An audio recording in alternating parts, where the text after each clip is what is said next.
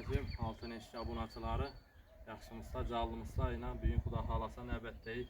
5 eşkimiz təyar oldu. Ustanıq gecələrindən aldım. Şu sizlərə bir video obzor edib, danışdırıb ötəmizləyən maqsadda ilə Xuda xalasa 5 eşkimizdən təyar etdik. Bu 5 yarma kapımız Yengi Bazar, Leningrad Kahramanamı xanadanı onlatıladı Xuda xalasa. Eşkimize gələdon bolsaq, eşkimiz 1.20-2.25 boyu 5 promokat işlənən aynalı variantda işlədik. Qarşılı 0.6'lık ayna listə basılğı ilə AK variantda.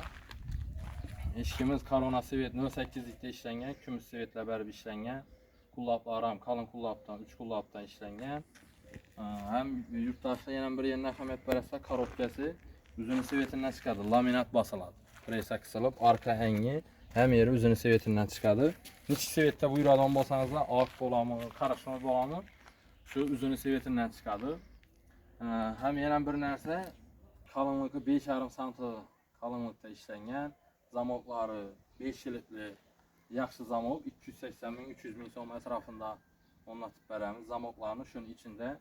Koronalaramba indi Xuda xalasa az bu Xivadan Yengi Bazara Karabi yol aladı. Ustanok ayarlanan video davamında koyup göstərib baramız yurttaşlara. Nalışıq koronaları hemen əsası var. Aparıb onlatıp taxla puandan keyin bu videonu koyup sizlərə video davamında göstərib koyup baramız. Ana bemalal zakaz boladan bolsa müraciət edib telefon nömrələrini qaldırıb baramız. Zakaz verişləriniz mümkün. Şu bizim kanalımızda Yengi bolsanızla bizə şu poddeşə edib bir like'larını basıp abone olup koysanız da bizlərə kəttə yardımınız oladı. Bizlərə boğan işanç oladı. Xuda xalasa şu işançlarını aklınızlayan ümiddə şu hərəkət edib tutmaz.